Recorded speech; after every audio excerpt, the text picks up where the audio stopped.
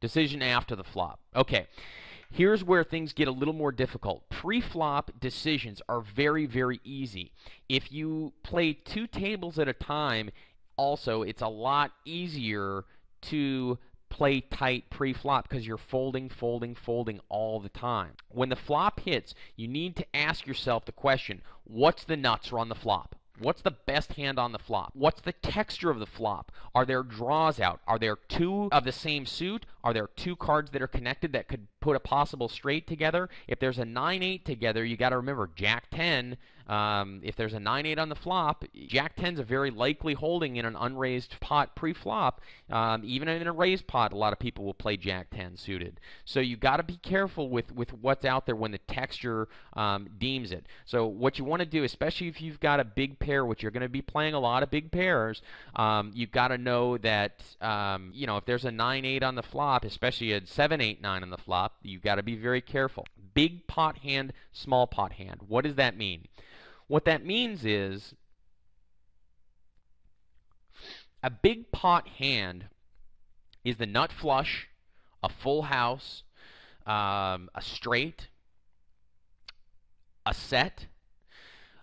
A small pot hand is going to be top pair, right? So, in other words, what am I getting at here?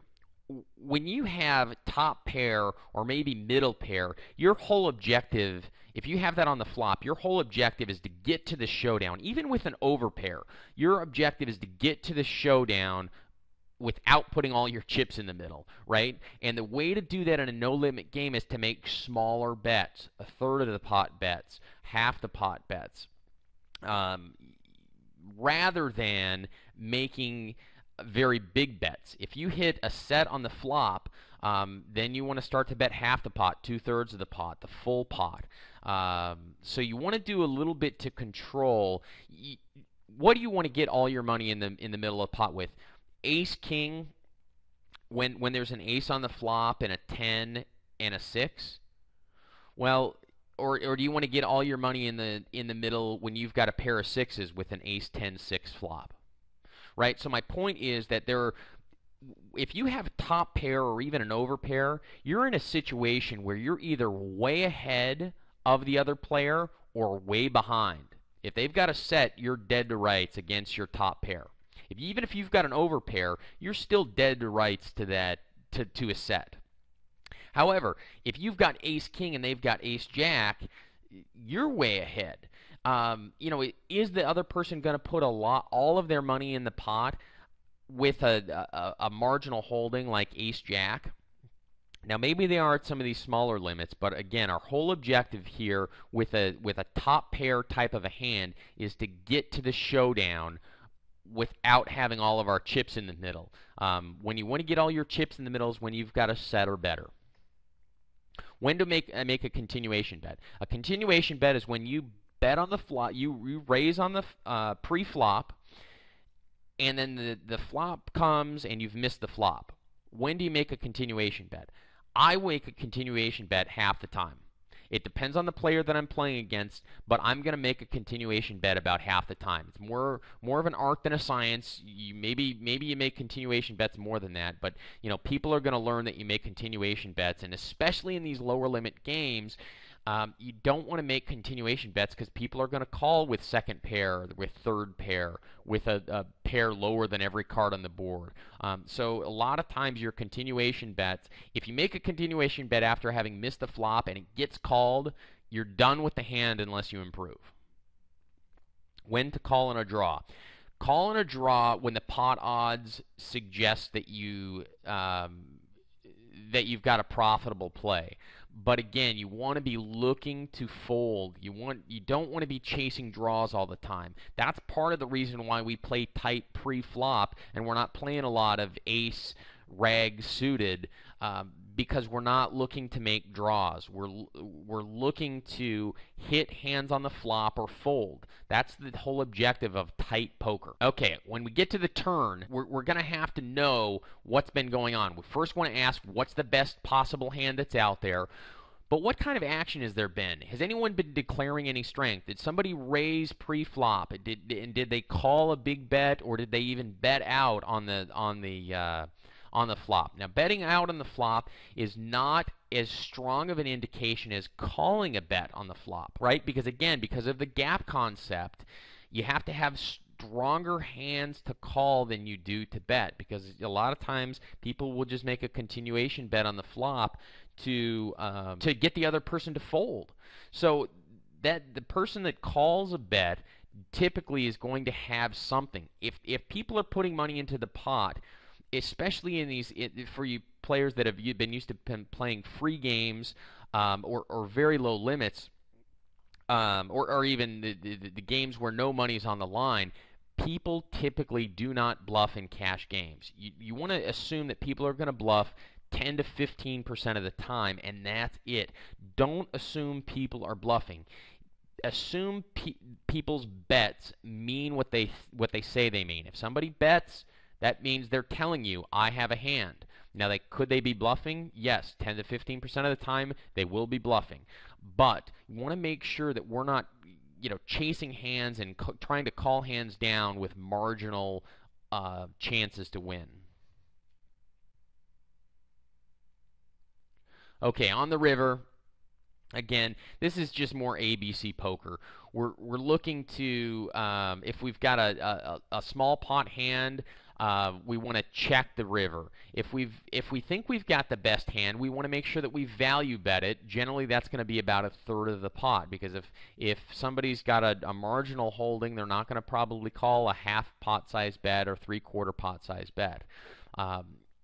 If we have the best hand for sure and it's obvious, such as there's 4 hearts on the board and we've got the ace of hearts, make a small bet, a third to the half of the pot.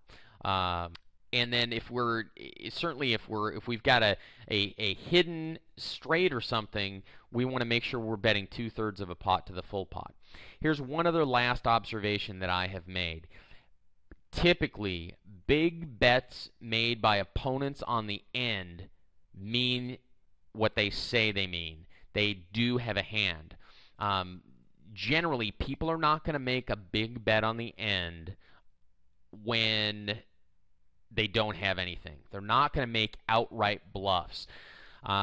Maybe you're going to get that in the 2-cent, 4-cent blind level, the 5-cent, 10-cent, but as a general rule, unless you've got a very solid hand, you need to be folding to big bets on the end.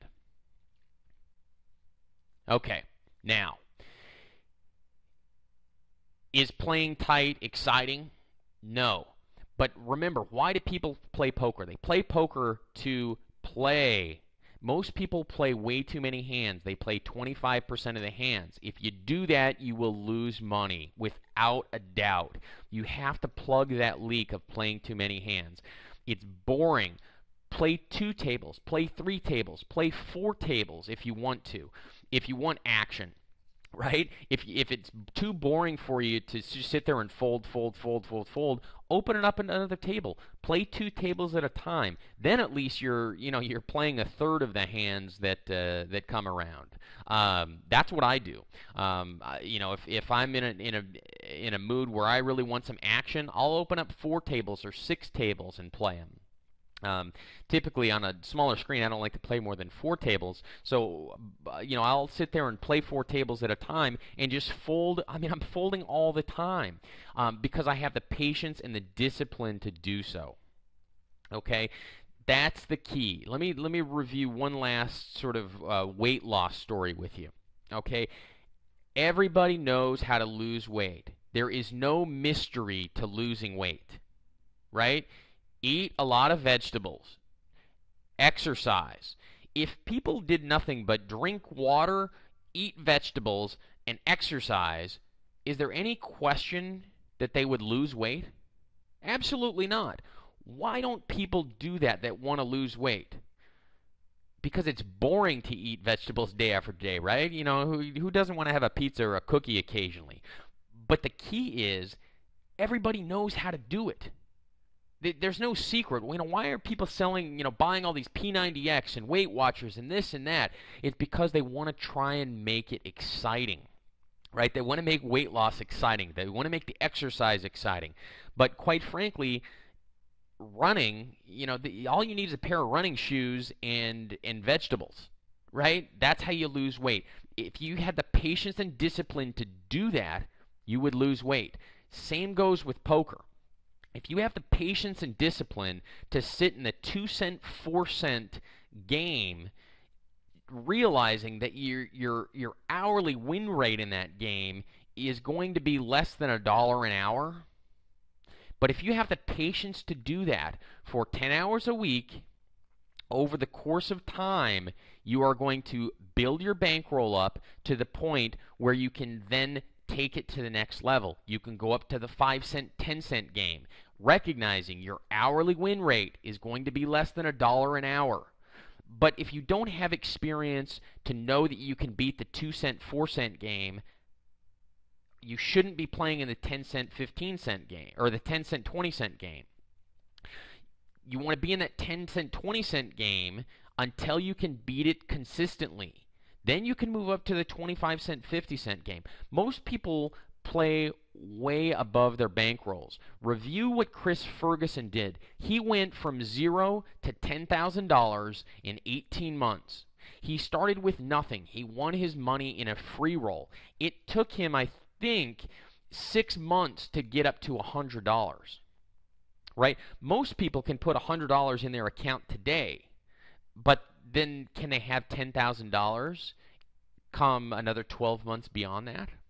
No. Why? Because they don't have the experience and the discipline that were garnered at those lower levels. So, look, there's nothing mysterious about what Ferguson did. Everybody, not everybody, virtually anybody that has the patience and the discipline can earn $10,000 in 18 months. I'm confident about that. I'm going to pay you to do it, but you got to follow these rules, and most importantly, you have to have the patience and discipline. Thanks for listening. We'll catch you later.